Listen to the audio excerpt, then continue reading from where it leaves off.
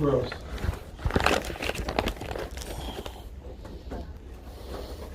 No, that's not. Just gonna leave that gross, there. like the actual before they took it. No, but this is.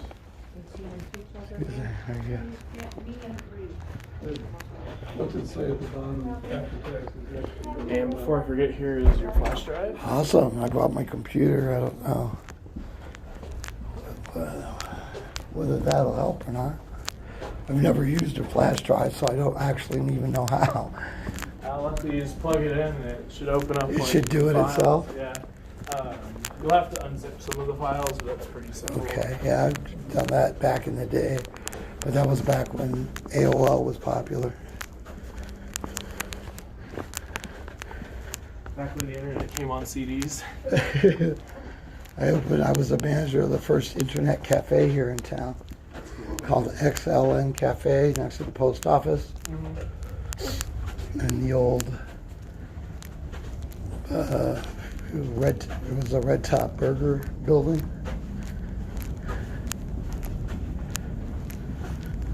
Man, you get your exercise just going from through the office. No.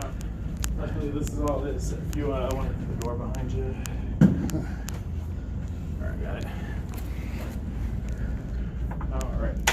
So, I did put everything I have on there, but I am still missing some things.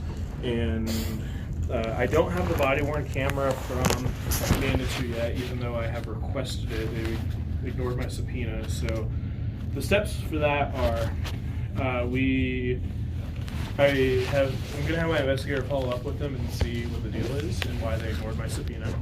And then if they continue to ignore it and I don't hear a response by this upcoming Tuesday, we'll set it for what is called a show cause hearing.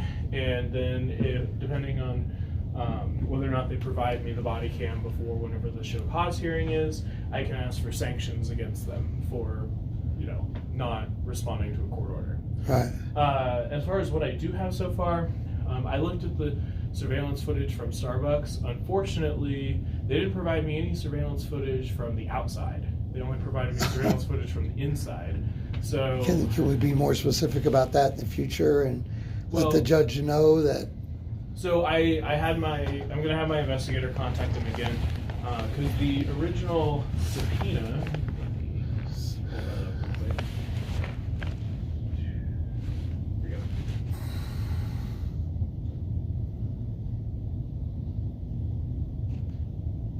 Was any and all surveillance. So the fact that they didn't provide anything from the outside would be they're violating the subpoena.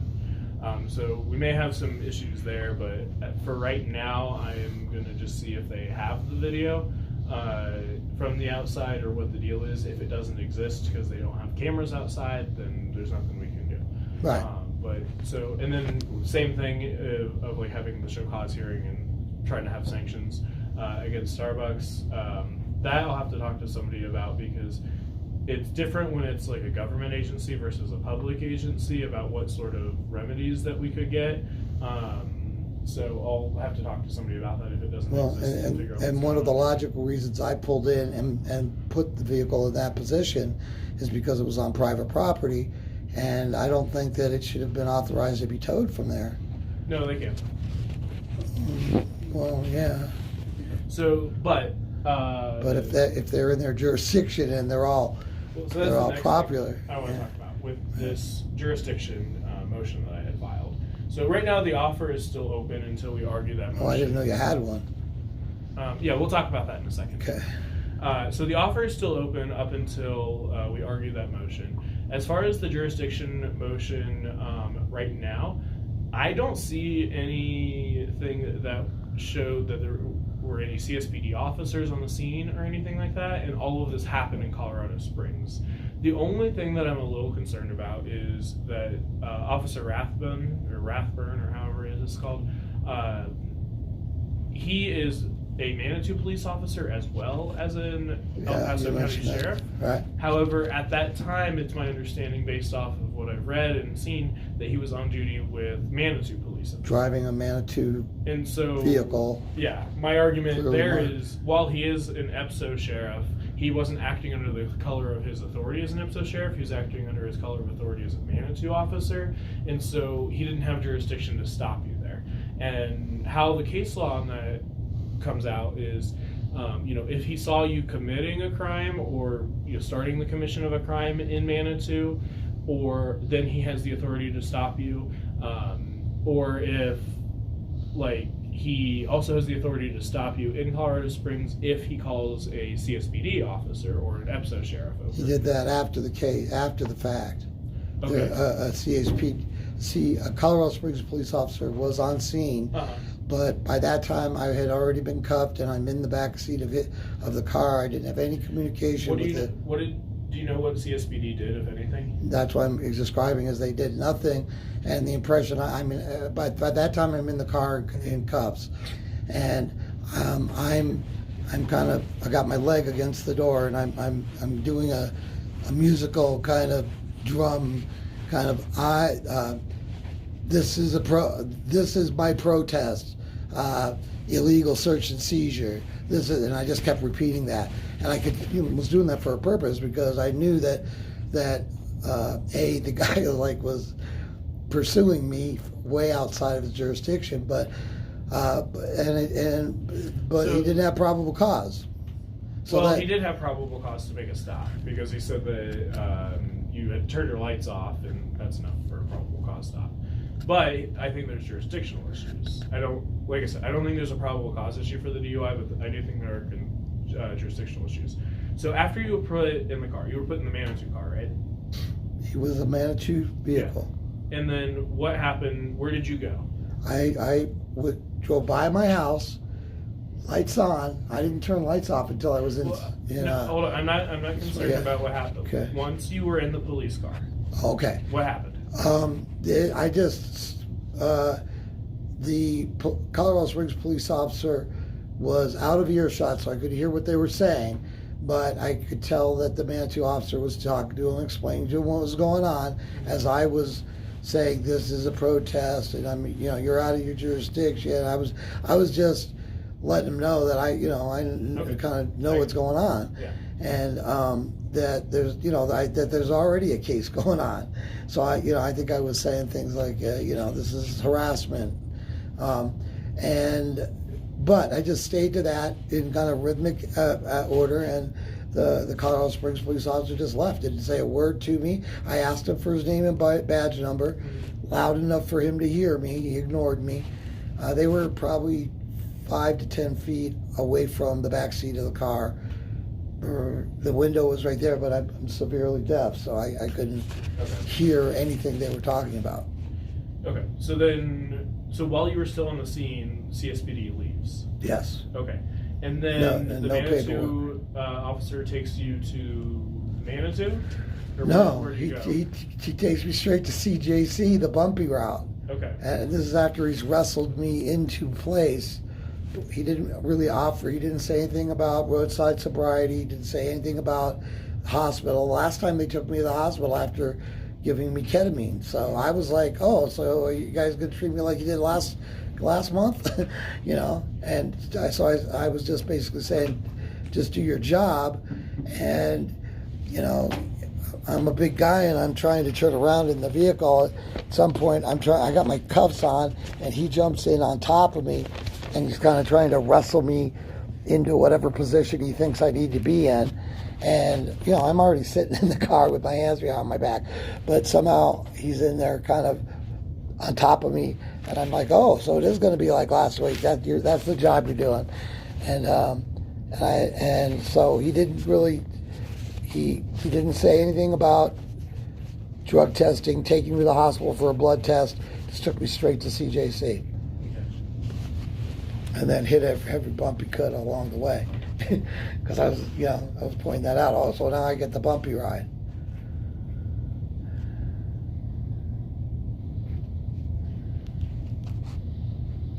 While I was sitting in the car, I saw him pulling things out of the front of the car and the bed of the car and taking pictures of them.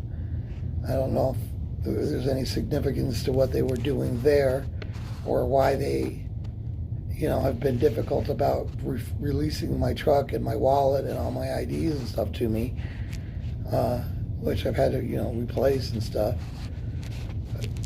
There's just so many expenses that have just set me back so much from this that I have no option left but to just fight it tooth and nail and try to get them to pay for this stuff when it's all said and done. And I really like this judge. I think he's going to hold the prosecution to account, to the rule of law. But prosecution's been after me for a long time. I don't think they're just benignly looking at me like another number. I think they're being more calculated about it. This cop is saying that he did take you to the Manitou Springs Police Department and then CJC. Okay, well, I was riding in the car and I was very upset. Okay. I don't remember him taking me to CJC. To Manitou. And now that I think about it, if he did, I didn't go in it. I was in the car. Left you in the car, but that also doesn't stuff right there. It doesn't say anything about you being booked into their jail or anything. No, and when I got to the jail, I'm like, oh, so you didn't take me to the hospital? No ketamine for me today. I'm just being a smart ass, bitch to him. And I was like, so who's charged me here? What law did I break, and who is responsible for charging me for it? And why am I here at the county? And why didn't you just give me a ticket for whatever law you think I broke? I hadn't been drinking. I was working at Lulu's that night. I got so, on that. Right.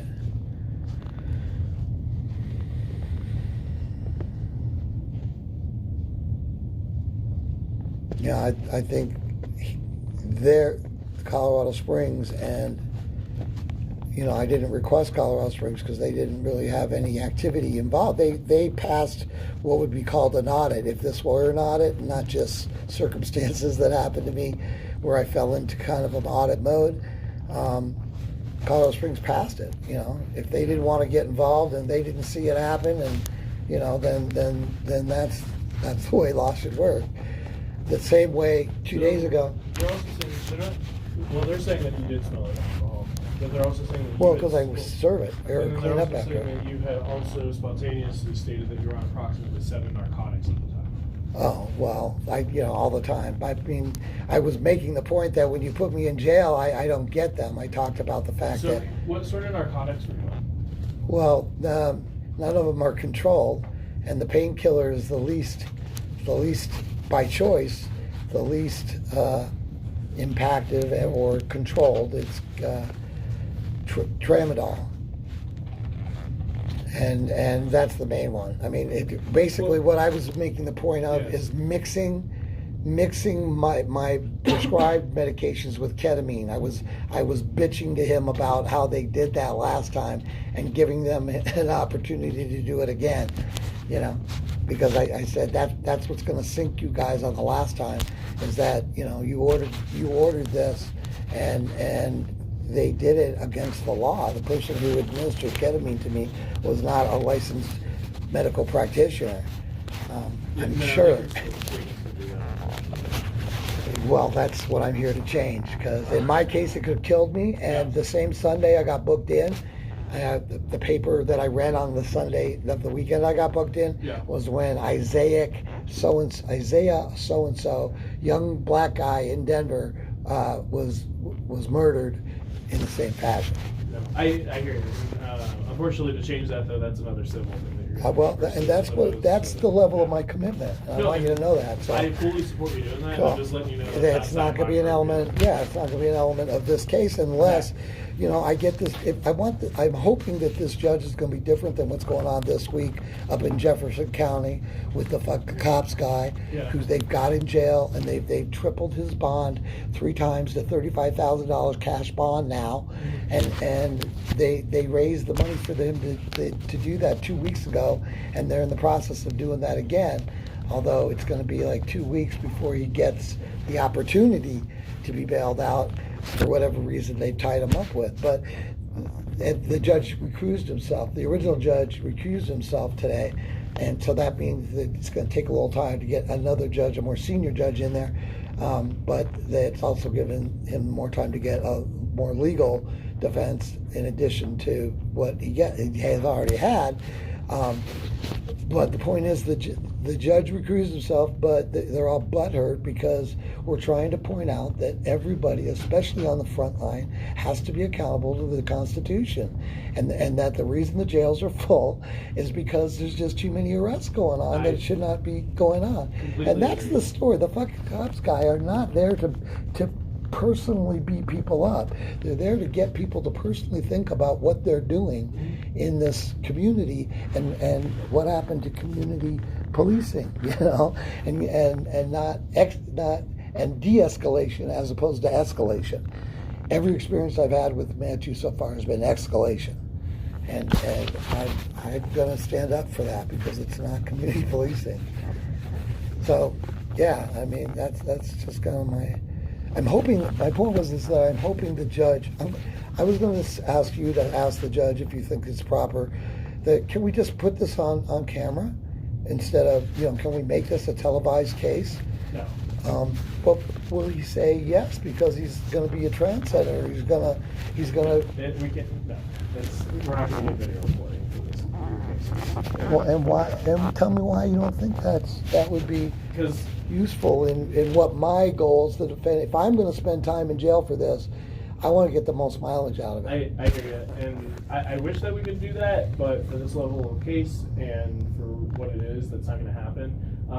Judges almost never do anything like that as far as having video access or having anything recorded, because you can still get like a transcript and everything like that. But Right. usually the only circumstances that I've ever seen video recording for in the courtroom have been for like death penalty cases. And technology calls for change and adaptation, and the way adaptation and change happens is over time. So is it going to be harmful for us to ask the judge that, to give him an opportunity to look at the fact that this is a YouTube reported set of events, and it's significant to the way news is being reported these days? Okay. Well, So is I there a hear basis that it for could help asking? your civil case, but how does this affect your criminal case? If the man really wants to if he wants to follow the rule of law, and that's the impression I get from him as he speaks, and I watch him, and I have on numerous occasions, you've seen me there. If he really believes in the rule of law, he will challenge the prosecution to the level where they have to expose themselves. Yes, And but we can then do the that people without it decide. being video recorded. I don't see it happening. It's not gonna happen. Well, I get that. However, if by asking for it to happen, are we starting to break down those walls and barriers? And that's what I'm asking. If it's not going to hurt you and you're... That's not something I feel comfortable asking. Because I don't think it's necessary or relevant. I think it would be a frivolous request. As far as your criminal case is concerned. Can I invite you to think about it and maybe pass the idea around a little bit and just get a consensus? And If you want to talk to people about it. no, I mean you. I'm asking you to leave the door open to let it percolate a little bit, because we're going to have time, Okay. And that's the other thing about this in terms of that I'm kind of not concerned about, but I want to have more information from you on, is just the difference between waiting it out, sitting it out, pushing it back ourselves versus them having done it already to an extent. The court schedule.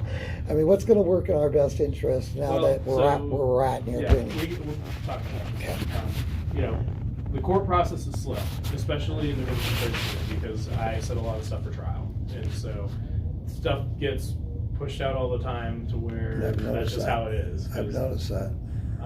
Cases, you can only try so many trials in a week type of deal. So right now, I think where we're at is we have the preliminary hearing scheduled for next week, as well as challenging the jurisdiction for the DUI. Based off of what you've told me, with that CSPD officer being there, it doesn't sound like he did anything, but I have some current concerns that I am missing but he doesn't have a report that he's filed, or I have no idea who this guy is, and it doesn't sound like he did the booking or anything. He wasn't present for anything that led up to me being in the parking lot. I hear you. So based off of my reading of the case law, it sounds like the proper way for this to have been handled, for Manitou to be, or for them to have jurisdiction over you, would have been to have Manitou pull you over, them call CSPD, and then CSPD handles everything. But that's not what happened. It sounds like Manitou handled it. In that case, that would happen if Colorado Springs didn't witness anything that was alleged by Manitou. Well, no, hold on. So I mean, if they had turned me over to Colorado Springs, then it would have been okay. It would have been okay, but there's no witness to the crime that I'm supposed to have So they can committed. still, how it would work would be, let's say the facts were different, and the Manitou officer pulls you over in Colorado Springs, and he doesn't see anything that happens in Manitou, so it's outside of his jurisdiction. However, as a police officer, he has the authority to make a stop if he believes somebody is committing a crime. However, at that point, when he had stopped you, he would have needed to have called CSPD and had CSPD handle everything, and basically be, I'm a witness in this case. Yeah. You can call me for the trial or prelim or motions, whatever. But as far as the actual filing of the case and everything, that would have needed to have been done through a CSPD officer or an EPSO officer. And that is what didn't happen in this case. So it wouldn't have mattered whether or not, basically, I think they would have had jurisdiction if CSPD took over the case, even though Manitou is the one who did the stop and would have been the main witnesses in the case. They were the ones who needed to do that. And there was a discussion going on between the cops, Mm-hmm. and then they were ignoring me, what I was doing, because they were intensely involved in this discussion. And the feeling I got, I didn't hear anything, but by body gestures and that kind of thing, the demeanor of the Colorado Springs cop was, no, I'm not doing anything. I'm not going to be I'm not willing to be part of this because I didn't see anything. And so where we are at right now, I filed that jurisdictional motion, and I think we have a really, really good shot. However, I can't ever guarantee everything. I think that the two biggest problems that we have are that there was a CSPD officer that was there, even though he didn't do anything, and that the cop that stopped you also works for El Paso County. I don't think that's enough. However, the court may consider that being enough and reject our motion. And at that point, the offer on the table is gone. And we pretty much will have to Fight it out. Well, we might be able to argue for another offer. Maybe I can convince the DA to keep this offer open, and if you are interested in it. I'm interested in them dropping the case. Well, I hear you. And That's what taking we're responsibility for the first time that this all went down. And that's really the main part. These are other add-ons, you know. I hear, hold on. And I hear I don't want to lose that's, track of that. That's what we want to challenge, and that's where we're at. However, and I know you want to fight everything and stuff like that, but you also have to consider what the risks are as far as if we were to lose versus what the offer is. So let's talk about the offer, and then I'll go over again what the possible penalties are for what you're facing, and we'll My go wife's like, "Are you going away for 12 years?" I don't think so. And I said, I don't think so either. So, I don't think that's what their goal will be. Yes. So right now, this doesn't include the other 2 traffic tickets, but I think they'll just dismiss those as part of the plea if you were to take this. The offer is in the assault case, plead guilty to the assault and obstruction, and then The assault is felony. yes, but hold on. And then in the DUI case, plead guilty to the DUI, and that is also a felony. Whereas with overall, you would be on probation for 2 years. With the assault in the second degree, the felony 4, that charge at the end of the 2 years, as long as you keep up with probation and don't make any mistakes, go to your meetings, do the conditions that they're asking, they will dismiss that case. And so basically it would be like a temporary guilty plea to where if you are successful, then it goes away. If you're not successful, then you could be looking at the penalty ranges as they are. That is not the case for the obstruction charge, which is the misdemeanor, or the DUI. The DUI would also come with either 90 days of either jail or work release. And the reason that there's 90 days on that is that's the statutory minimum for a felony DUI. Now, with what the charges that we have, in the assault in the second degree, there's quite a few misdemeanors. I'm not really too concerned about those. I don't think that even if you were just to go down on those, the judge would give you jail time. There are 3 to 12 on all the M2s, and then there's a DUR that's 0 to 6 months, and 3 to 12 months, not years. So if you were given probation, you violate probation, that's what you'd be looking at, but you're going to get probation if we go to trial and only go down on those. For the assault in the second degree, the potential penalty range is 4 to 12 years with a 3-year tail. And so it's non-mandatory DOC, so you wouldn't have to go to prison right off the bat. And they would have to show that you knowingly caused some sort of bodily injury to this officer. And basically the facts that they have are, they're saying you kicked him in the shin. Now we may have the ability to run self-defense. We also could have the ability to say that that you didn't have the intent to cause bodily injury or the intent to cause any injury to the officer. Again, I also haven't seen their body cam, and as far as the video from Chase Bank, I do have it, but they have it through some weird application that I haven't figured out. So I sent a message to my investigator and said, hey, can you figure out how to play this video?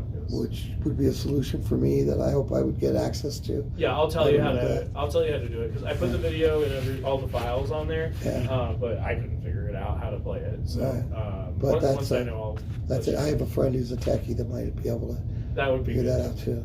Where to find that? Because usually I'm pretty good. This is like one of the first times I've had some sort of weird application that I haven't been able to figure out how to get it to play. So you haven't seen really anything of any of the altercation? I haven't seen any videos or anything. And there is none for me to see, it sounds like.